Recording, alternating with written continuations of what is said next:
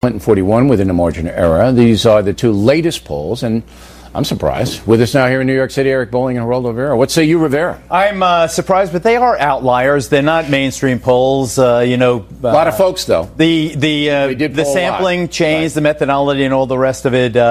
It may not represent what's really going on. I still think the real clear average of polls is the way to go. You have to average to weed out the mathematical discrepancies. About and six. It's Hillary plus 6. Yeah. But I think that in some ways it's like when we were kids and taking castor oil. The voters for Hillary, even though she is preferred right now, they're going like this. There's not a lot.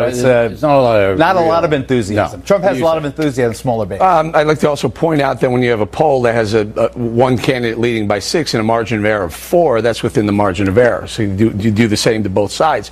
I think any other election, Hillary Clinton would have thrown the towel in by now because of the WikiLeaks and the Project Veritas videos. I mean, this is damning stuff. When the DNC is hiring thugs to create problems in events. It may be damning to you and the people who are watching The Factor right now.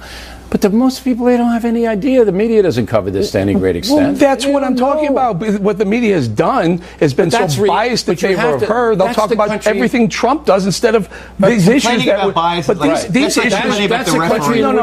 issues would disqualify Hillary Clinton in any other year. He disqualified himself when the Access Hollywood tape came out, even though it was 11 years old. That is an issue that everybody grasped.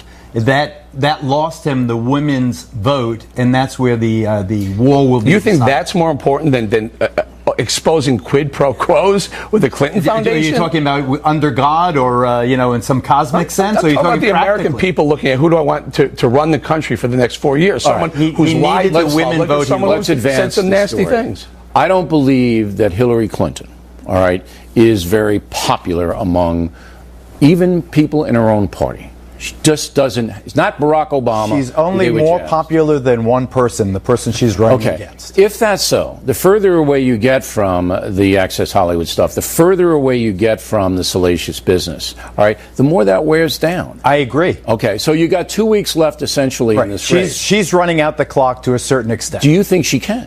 It depends on how many more, the bimbo eruptions, to use the phrase one against yesterday. Bill Nobody Clinton. paid attention to it. They're paying enough attention to keep the undercurrent that Donald Trump is a predator. I think that if you keep that buzz, obviously, it's like a toothache. It's very difficult to The Fox ignore. News poll asked not that question, but essentially, and half the country says doesn't care.